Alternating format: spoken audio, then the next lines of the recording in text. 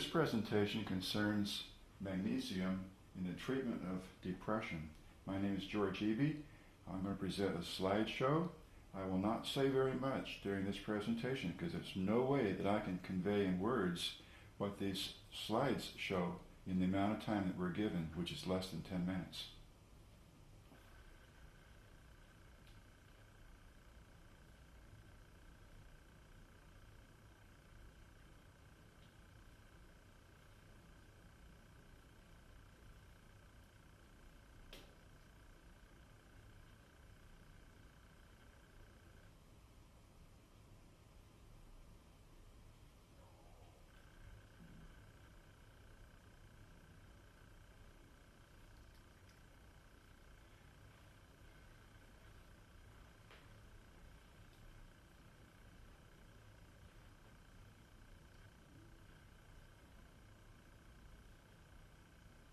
I think the problem with depression is simply we don't have enough magnesium in the diet. It's caused by food technology.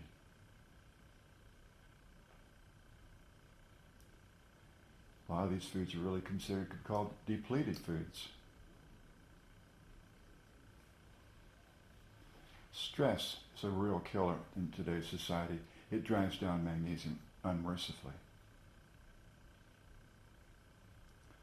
Calcium and magnesium have vital functions in the brain, but there has to be balance. The neurons require magnesium. They control calcium in the neurons. Specifically, the NMDA receptors.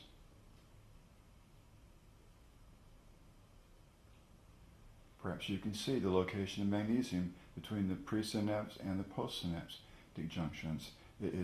Its primary function is to block the entrance of calcium. Magnesium in depression has a history in research animals. It's very clear that magnesium deficiency will cause depression, and that depression can be treated with magnesium. Unfortunately, in human research, the biggest study done was in 1921. And unfortunately, there hasn't been very much since then in humans. But the studies that have been done are in small studies, not conclusive, large clinical trials, but little ones.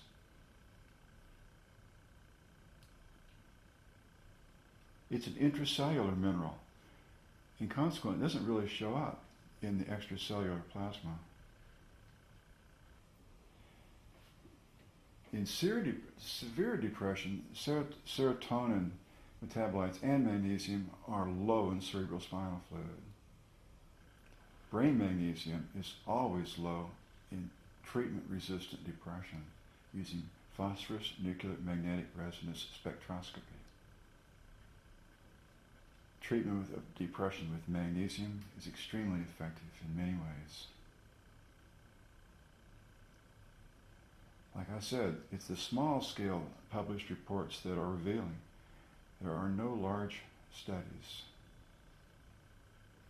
If you Google magnesium depression, you get an impressive 2.5 million pages. Googling Prozac doesn't give you that much. And the medical literature only provides about 70 articles. Psychiatrists know nothing about magnesium. And interestingly enough, psychiatrists have a very high incidence of suicide. It's the highest in the world by profession, and female psychiatrists have 12% suicide rate. Ignorance kills. What can I say? If they don't know, they can't take care of themselves. They certainly can't take care of us. They just don't know. And there's a lot of money involved, and there's state medical boards, and plasma magnesium is kind of is always misleading to physicians. There's no one to defend the public. We have to know it ourselves, or we just don't know it.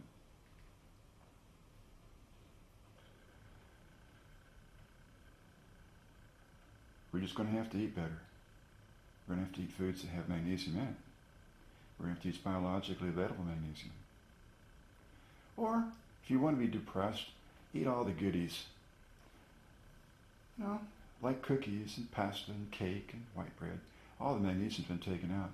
This is a wild list of minor magnesium deficit mental disorders. Very common things like insomnia, headaches, all sorts of things that we see as normal.